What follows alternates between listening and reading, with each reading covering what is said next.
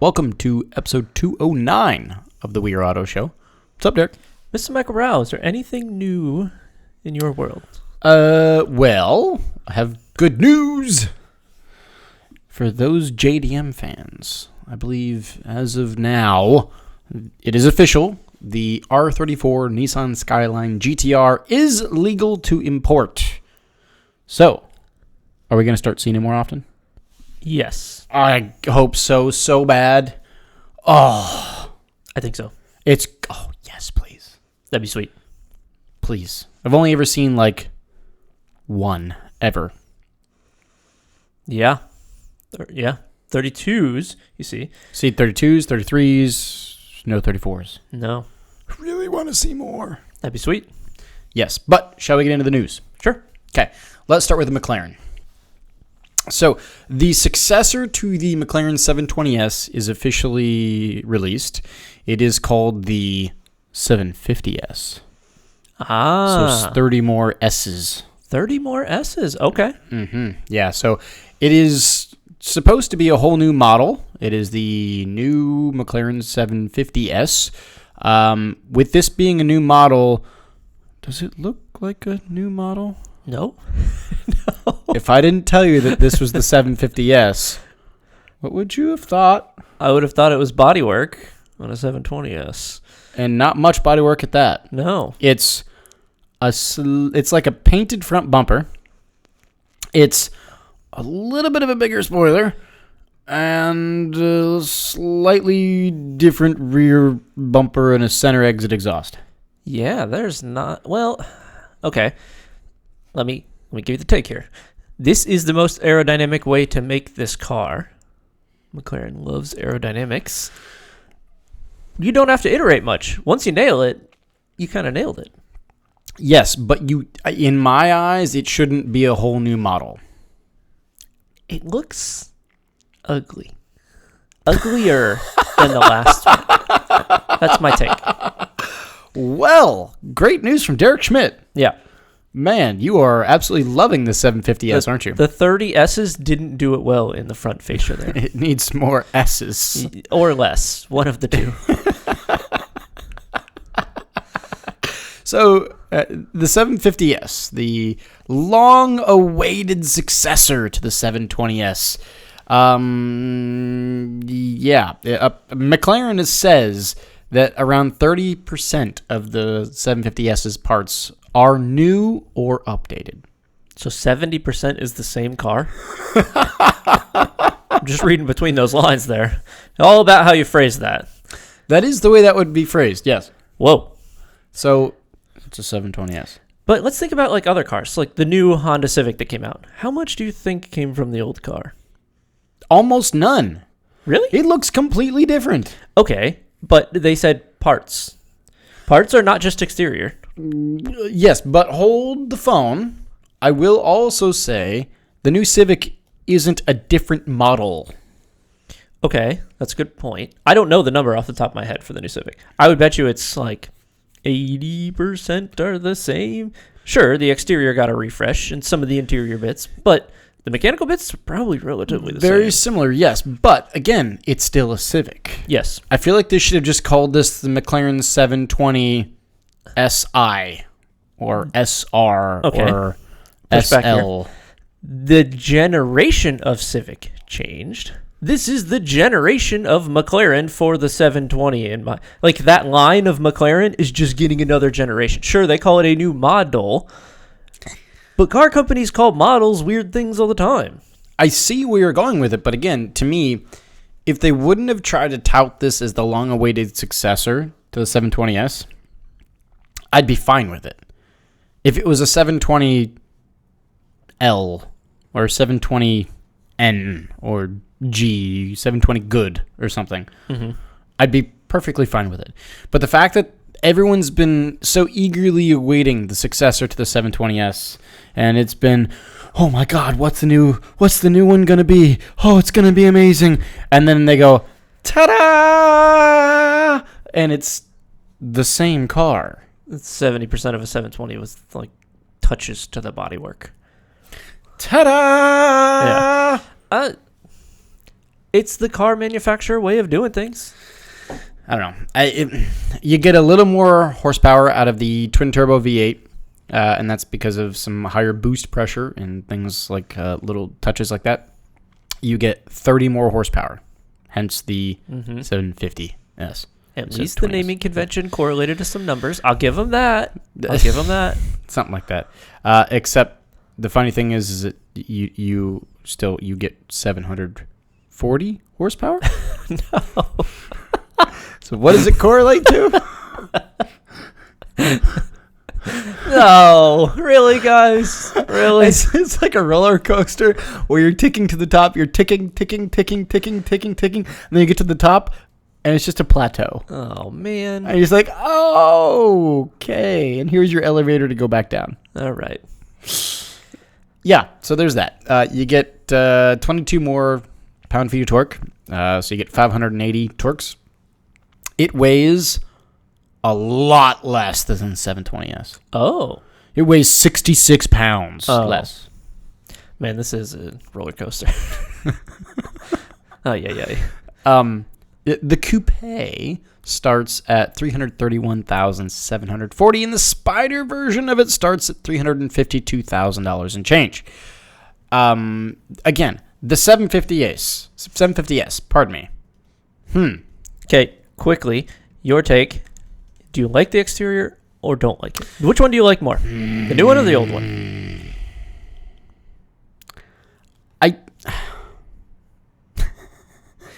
I mean, it's so similar. It's hard to, it's the old one with some paint. I think I rather the less paint than the more paint. The old one. The old one? Yeah, I'm with you. I think. I don't know, but I just don't like how much paint there is on the front of the car. It just looks kind of odd. The old McLaren 720S went out at about $321,000. So you get about a $10,000 more bump in price for 70% of the same car. Okay. Yeah. Will it sell like hotcakes? Yeah, probably. Of course, it's a new McLaren. Sure. Will it also be broken in 6 months? Yeah. Absolutely. It's a new McLaren. Right. That's just part of the break-in period. When you say break-in, get it? Break. But undone. Yeah, there you go. Was this center exit exhaust looks like a USB-C. It does. That's a good point. So you know how the Honda Civic for a while, its center exit exhaust was exactly identical to an HDMI port? Yes, you're right. Like you could literally just plug it into your TV. Mm-hmm. Yes. This is a USB-C. Fantastic. You can charge your McLaren with a USB-C. Unfortunately, it's not a lightning port, so you can't charge an iPhone on it. But it's besides the point. I know. Damn shame. Only Androids. Okay, I guess McLaren only like Androids. So weird. That would be the McLaren way, wouldn't it be? Yeah. I feel like if you're a McLaren driver, what phone do you take? It's got to be an Android. You think so? Yeah. Okay, who's the iPhone fanboy? Everyone else. Yes, everyone that's not so geeky about aerodynamics. I see where you're coming from that perspective. So the Lamborghini guy's definitely an iPhone. No. He's a total iPhone guy. He doesn't care about anything but himself. The Ferrari owner, they have some class. He's a BlackBerry owner. No, don't dig those depths. No. I don't think they exist anymore. What a weird car. Yeah. Again, if they didn't try to like super hype it up as this brand new model, I could be fine with it. But because they've just sold it so hard as this new, exciting, never seen before model of supercar, and then they take the cape off and they just go again, ta-da!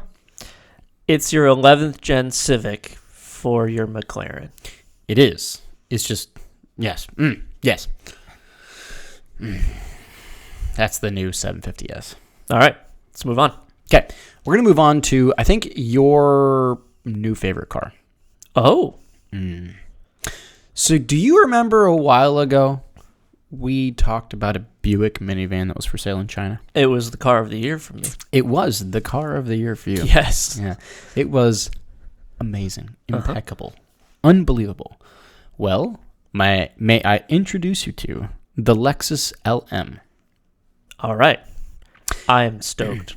It is the Lexus version. And it's a lot of grill. Holy shit. Look at how much grill it is. So Lexus saw BMW and said, hold my beer.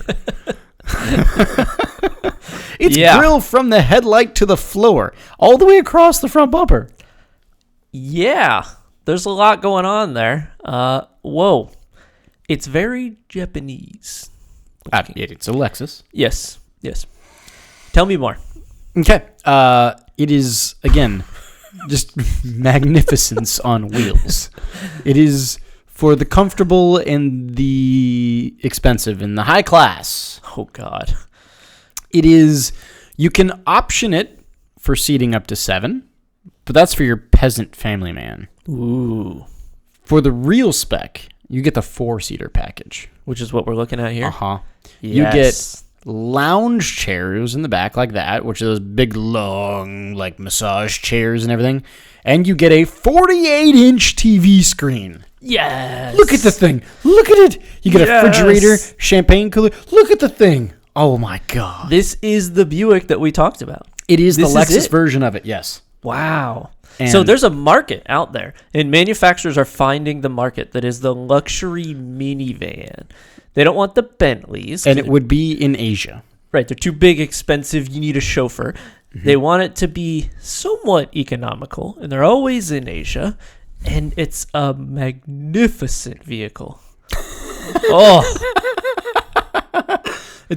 And you said they're not powerful? Is that what you said? What was the terminology? What did you say?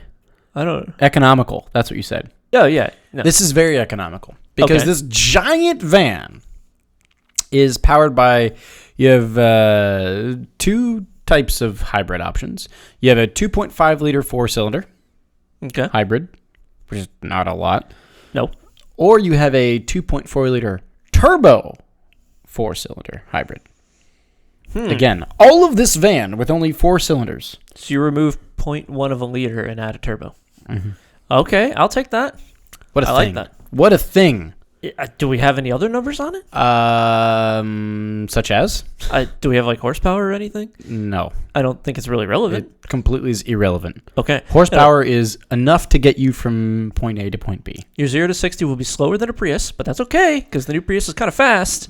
Well, it's funny you mention that because this Lexus LM, it has a new drive mode, and you said something about fastness, right? Fastness is not something that we want to disturb our rear passengers with. No. So this new drive mode, I don't exactly know what it's called, but it's dedicated to just making the rear seats much more comfortable. Because what it'll do is it will actually alter the dampening forces and it'll limit sensations in the back, particularly in the back, that are caused by accelerating and braking. Okay. So that's kind of odd. Huh. I wonder how they do that. Your rear seat passengers are comfortable. So they increase the shock travel? Maybe? Something like that? I don't know. I don't know. Make them softer springs in the rear, more body room? I don't know. I don't know. Weird. It doesn't make sense. Your wine glass will stay upright for... Your champagne will never spill. Yeah, it will not it'll be spill. great. Huh. What a thing. I love these. I think that this is a cool, untapped market. I wonder why they don't come to the U.S. Because us as Americans would never buy this. Would we? I would never, ever, ever buy this. Me and you, no. The elderly? No. Why? It's too big. Really? Yes. There are definitely people out there that would buy this. Either they own a company, right? Then they don't want to be seen in a minivan because in the U.S., minivans have a stigma. Yeah. They What's just the stigma? do. Because in the U.S., if you're getting taken from place to place, you're not getting in a minivan. You're getting into a Range Rover. An Escalade? An Escalade. You're getting into an SUV. You're not getting into a van. Vans are reserved for soccer moms and people that hang drywall.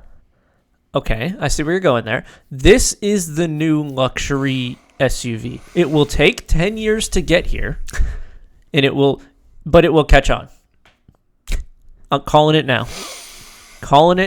In 10 years, you're going to be like, dang, I wish I had this magnificent machine right here. Look at it. It's so massive. The side profile of this was the ugliest thing I've ever seen, and I love it. I absolutely love it. Let me go find it. Look at that. It's a blob. It's like a Honda Element or what was the Scion XB has my that God, front, don't do that flat front to it. And then it's just an absolute box, just a toaster going down the road. You're not selling me on this. Oh, it's magnificent. You're going to trade the BRZ in for one of these? It has to happen. So an estimated price, it's not official, but the estimated price is $150,000. Oh, God. Oh, shoot. It's not like 70 grand. Oh, no. It's $150,000. That's a little too expensive. Am I losing you now? Yeah. Was the Buick that much? I don't remember. It was like 89 to 90. Yeah, I thought it was like almost half of that. Maybe 95, but it was less than 100. Oy. This is $150,000. That ain't going to work. That price is way off. If it was the Buick price, I know it's a Lexus, so you're paying the upcharge for the Toyota, whatever brand. But it's not a $150,000 van. I've never heard of a $150,000 van. That's because they don't exist. No, a $150,000 van here is a specialized version of a Mercedes Sprinter. Yes, but it's like all tricked out for business. Yes. And they buy them in bulk. Yes. Yes. It's not this. No, it's not this Lexus LM. I love it, and I hate the price. What a machine! What a machine, indeed. $150,000. Yes. Oof. All right, what do we got next? All right, we got me ranting about California next. Oh, this is going to be good. Okay, so this article. California will not allow heavy-duty diesel truck sales after 2036. 2036. Okay. That's in 13 years from now. That's a while from now. It's a while, but it's not a colossal while. No, but I thought that they were trying to ban all ICE engines by like 2035. But if they're doing this, then that doesn't... Yeah, I don't know. Okay. But this is talking about semi-trucks. Semis? Heavy-duty diesel trucks, yes. Yeah, I guess those would be semis. I don't think that technology is anywhere near being ready by 2036. Probably like passenger vehicles are barely even close to being ready by then, let alone semis and dump trucks and garbage trucks and... Get the hell out of here, California. What are you doing? Unless everybody's not buying Tesla semis, this seems like it's not happening. Sure. How are they going to charge that many of them? California, they freaking can't even afford to power their houses when it's a little hot and they need to use air conditioning. They tell people, don't plug your Tesla in because our electrical grid can't handle it. Only plug it in at night. Yeah. Well... Yeah. I don't see that happening. I don't see you making that target. You can set the goal, but I don't see you making that target. Yeah, I'm not so sure about all this. This one just seems... And it really pisses me off, too, because this is coming from these politicians and legislators that... They travel around the world on their private jets that do more environmental damage than one semi does in its lifetime, going from Switzerland to Rio de Janeiro to Anchorage back to Los Angeles in a week. And yet they're going to bitch at us because we need things delivered from point A to point B. Yeah, no. I think that the only way you actually pull this off is if you get the self-driving thing going on and you pair that with EVs, but that is like pretty far away. It's pretty far away still. Tesla's struggling with that, and they've been struggling with that for like 7 to 8 years now. Yeah. It's not an easy problem to solve. It's not an easy problem to solve. No. I don't understand where this pipe dream that California has, and again, I need to find my tinfoil to put on my head here, because if you think about it, all the child slavery coming from the cobalt mines, right?